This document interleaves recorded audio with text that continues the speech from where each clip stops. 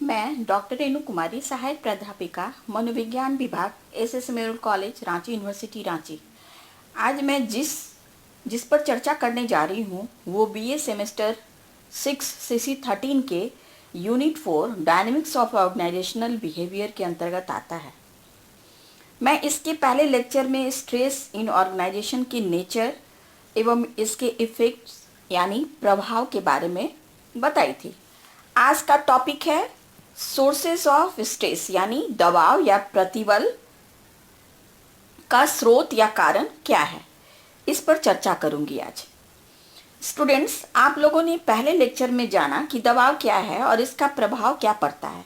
आज हम जानेंगे कि यह दबाव का कारण क्या है, या यूं कहें कि इसे उत्पन्न होने के कौन कौन से स्रोत या सोर्सेस हैं। दबाव अनेक प्रकार के कारणों से उत्पन्न हो सकता है। यह व्यक्तिगत कारणों जैसे पारिवारिक समस्याओं के कारण, आर्थिक समस्याओं के कारण और बीमारी के कारण हो सकता है।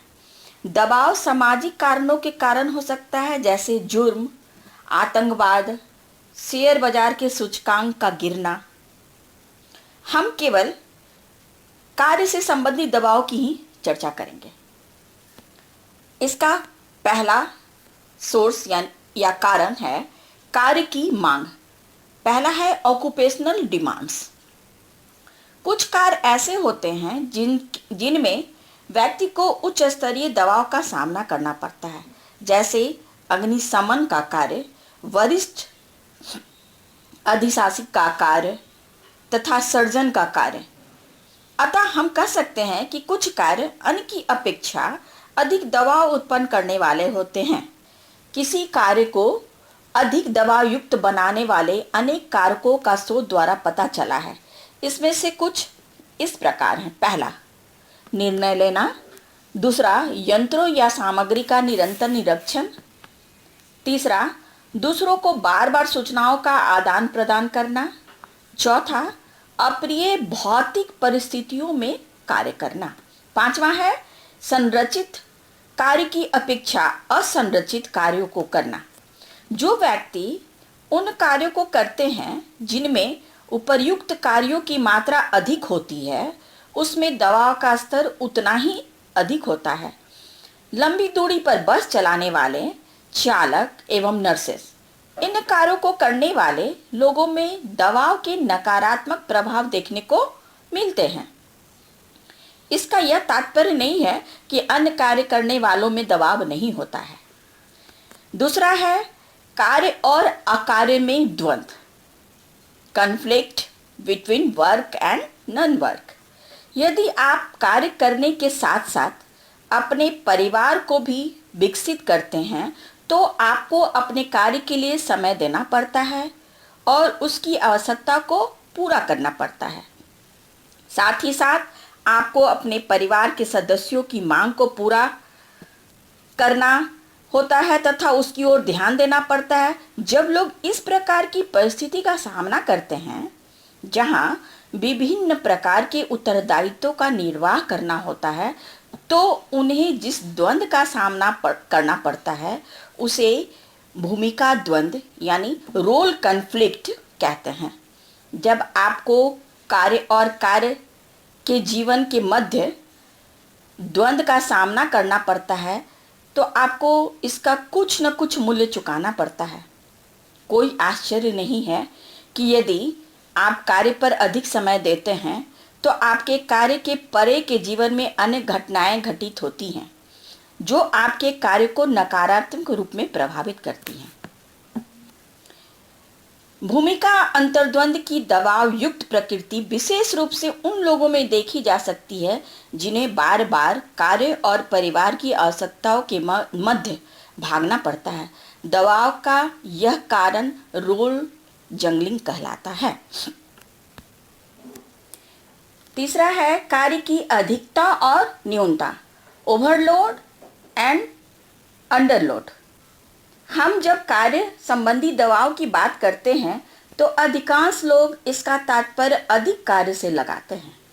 इस प्रकार की विचारधारा स्वाभाविक है क्योंकि इस प्रकार की कार्य अधिकता दबाव का मुख्य कारण है। वस्तुतः आज व्यापारिक जगत में जहां अनेक कंपनियां अपने कर्मचारियों में कमी कर रही है, वहां कुछ कर्मचारियों को पहले से अधिक कार्य करना पड़ता है। अतः इस बात की आवश्यकता है कि मात्रात्मक अधिक कार्य तथा प्रकारात्मक अधिक कार्य यानी क्वालिटेटिव ओवरलोड में अंतर किया जाए।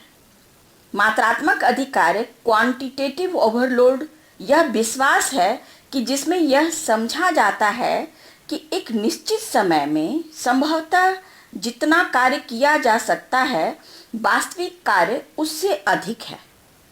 प्रकारात्मक कार्य अधिक कार्य क्वालिटेटिव ओवरलोड से तात्पर्य है कि व्यक्ति में कार्य विशेष को करने की अपेक्षित क्षमता नहीं है। दबाव के संदर्भ में अधिभार केवल आंशिक कारक है, यद्यपि अधिक कार्य करने के लिए कहना दबाव युक्त होता है। इसी प्रकार बहुत कम कार्य करना भी दबाव युक्त होता है। मात्रात्मक और प्रकारात्मक दोनों प्रकार के कम भार अप्रसन्नात्मक होते हैं। अतः शोधकर्ताओं ने इसे उच्च स्तरीय दबाव से जोड़ा है। चौथा है लैंगिक प्रताड़ना, सेक्सुअल हरासमेंट। आज स्थलों पर दबाव का एक कारण लैंगिक प्रताड़ना है, अर्थात अनिच्छित स्पर्श या संचार जिसकी प्रकृति कामुक हो, जो प्रायः स्त्रियों पर किया जाए।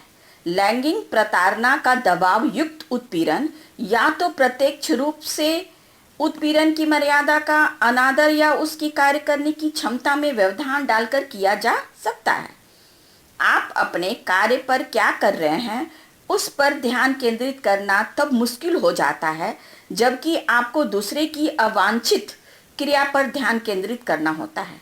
अतः यह कोई आश्चर्यजनक बात नहीं है कि अनेक लोग लैंगिक उत्पीड़न के कारण बीमारी के गंभीर लक्षणों का अनुभव करते हैं। इसमें शारीरिक बीमारी और नौकरी छोड़ना तक शामिल होता है। दुर्भाग्यवश दबाव का यह कारण आजकल कार्यस्थल पर बहुत सामान्य है। एक सर्वेक्षण में करीब 30% महिलाओं ने कहा कि उनके साथ ऐसा व्यवहार किया गया और करीब 50% पुरुषों ने यह माना कि उन्होंने ऐसा किया। अब बहुत सी कंपनियां लैंगिक उत्पीड़न को रोकने के लिए अपने कर्मचारियों को प्रशिक्षण दे रही है कि किस प्रकार का व्यवहार अवांछित है। इसे पर्सनल क्राइसिस भी कह सकते हैं।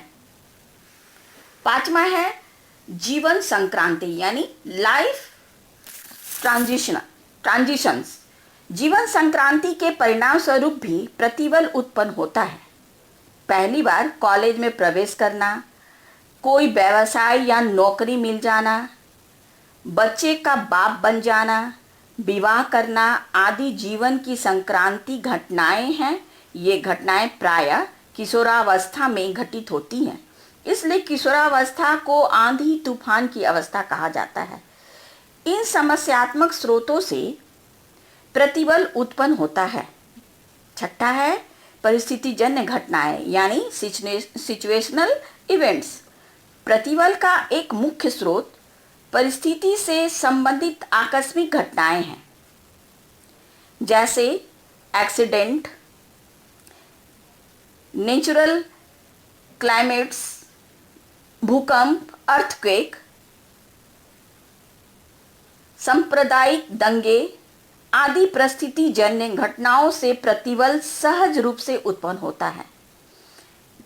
इधर हाल में दिसंबर 2004 में सुनामी की घटना इसका बहुत उपयुक्त उदाहरण है, जिससे उत्पन्न प्रतिबल की लहर अभी भी जारी है।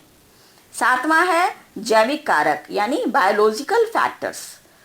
प्रतिबल के स्रोत कई तरह के जैविक कारक भी हैं, जैसे शारीरिक रोग, शारीरिक क्षति, शारीरिक अक्षमता, फिजिकल इनकैपेबिलिटी जिसको बोलते हैं, आदि कारणों से भी प्रतिबल उत्पन्न होता है। आठवां है मनोवैज्ञानिक गड़बड़ी, साइकोलॉजिकल अपसेट। प्रतिबल का एक मुख्य स्रोत मनोवैज्ञानिक गड़बड़ी है। कोलमैन ने निराशा, फ्रस्ट्रेशन जिसको बोलते हैं, फ्रस्ट्रेशन, कॉन्फ्लिक्ट, प्रेशर को प्रतिबल के स्रोत के रूप में प्रस्तुत किया है। जब व्यक्ति अपनी लक्ष्य को प्राप्त नहीं कर पाता है तो उसे निराशा या अनुभव होता है और यही निराशा प्रतिबल का कारण बन जाता है। इसी प्रकार विभिन्न प्रकार के द्वंद्व भी प्रतिबल को उत्पन्न करते हैं। सबसे अधिक परिहार द्वंद्व की स्थिति में प्रतिबल उत्पन्न होता है। इसी प्रकार वातावरण दबावों, इन्वायरमेंटल प्रेशर्स के कारण भी प्रतिबल विकसित होता है। 9वां है गलत संज्ञान यानी रॉन्ग कॉग्निशन। सरासन ने ठीक ही कहा है कि प्रतिबल का मूल स्रोत गलत संज्ञान है। गलत संज्ञान का अर्थ है अयथार्थ चिंतन, अर्थात अपनी सामर्थ्य से अत्यधिक ऊंचा अभिलाषा स्तर एवं उपलब्धि स्तर, अपनी सीमाओं से विमुखता, दुर्बल अहम शक्ति, वीक इगोइस्टेंस, दोषपूर्ण स्वभाव इत्यादि।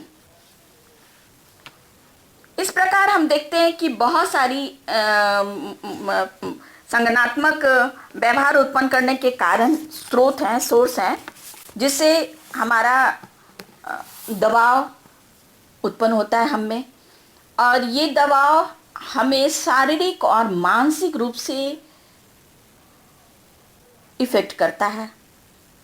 और जो ये कारण हैं, ये जो दबाव के कारण हैं, इनका प्रतिबल को कैसे हम मैनेज करें, इसको कैसे हम रोकें, नहीं तो ये हमारे लिए काफ़ी हानिकारक होगा। इसकी चर्चा हम अगले लेक्चर में करेंगे। धन्यवाद।